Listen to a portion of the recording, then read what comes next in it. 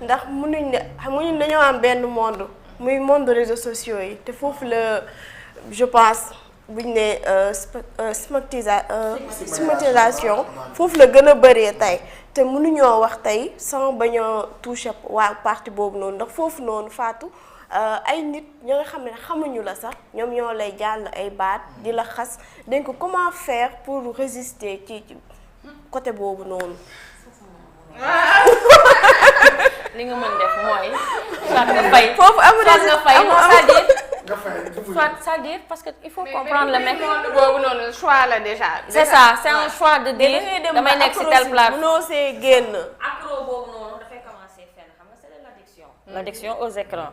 Addiction bi mooy que yow déjà commencé nga ko utiliser bi nga koy commencé utiliser tu as décidé d'utiliser la plateforme et que nit yi tamit dañuy am tendance réseaux sociaux yi xew yëpp nga nekk ci. Y a des réseaux sociaux tu te dis bii nekkuma ci parce que gis naa ni muy doxee neexuma et que réseaux sociaux day yokku nit doole tu es derrière ton écran kenn gisu la dafa am yoo xam ne ñi ngi koy wax ñi ngi koy sànni nit yi buñ jàkkaarloo ak woon ak ñoom duñu ko wax duñu ko def sañuñu ko def donc boo basé woo yow jël nga sax sa entourage proche yi nga xam ne ñu lay stigmatiser nga jël entourage proche dem ci ñooñu nga xamante ne xamuñu la xamaañu la et que c'est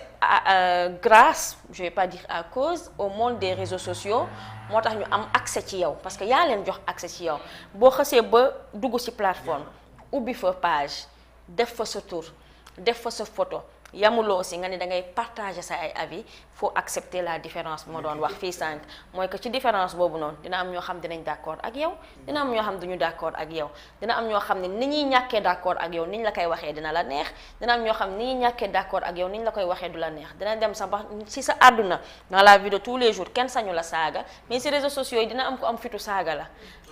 mënoo si dara mi ngi si derrière son écran maintenant cybercriminalité ñi ngi def liggéey bu am solo parce que boo porter plainte dinañ ko mën a suivre ba jàpp nit ki liggéey bu am solo la pour tracer les gens et leur montrer que c'est pas parce que tu es derrière ton écran que tu vas dire tout ce que tu veux mais ça donne beaucoup plus de pouvoir aux gens ñu xam ni que ni stigmatisation du saaga kese parce que tey dangaa sew cybercriminalité mënu ci tëj kenn mënu si tëj kenn et pourtant bari na ci réseaux sociaux yi dangaa modde sa ñaawaay yow amoo dara loo wax xoolal te loolu bari na ci réseaux sociaux yi loolu ko ci porter plainte loolu aussi c'est très sénégalais. koo ci porter plainte parce que je suis désolée parfois da ngay xool yeneen kii yi yeneen mais c'est très sénégalais man ñeneen ñi sincèrement quand tu regardes chez les damay jël exemple même les maghrébins wala même les ivoiriens wala beneen je veux dire côté physique bi laay wax je parle de physique hein attends non dinañ la xas mais côté physique bi sénégalais xoolal sénégalais en fait le sénégalais aime blesser je suis désolée le sénégalais aime blesser tout de suite c'est-à-dire sénégalais bu d'accordul première chose bi mu bëgg a def mooy blesser la moom na la laal rek na la laal moom koy amul xoolal moom jaan la lay def en fait après bu dem yoonam moom pare na ci léegi mooy li kiy wax à partir du moment où yow yaa choisir ndax exposé wu il faut assumer parce que xam nga ne yow ka la nar a ñëw bàyyi la benn bomb nga tëdd guddi mënoo cee nelaw moom pare na ci moom bu mu la ko bindalee jàll na ci le mu ngay uti beneen keneen waat encore ku muy yekkati lu mel ni xeme moom pare na ci yow de mais yow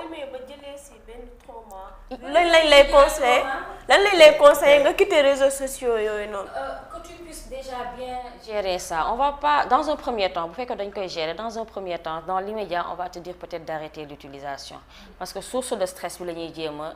a tëj. ou bien de choisir le bon réseau social. mais dans un premier temps rek on te dit déjà de couper ça parce que li lay joxe stress boo ko daggee stress bi na wàññee et maintenant on te prépare déjà bu fekkee par exemple journaliste nga. sa liggéey mooy nekk sur toutes les plateformes parce que tu dois informer juste et vrai mënuñu lay wax jëlal sa ay outils de travail nga tëj ko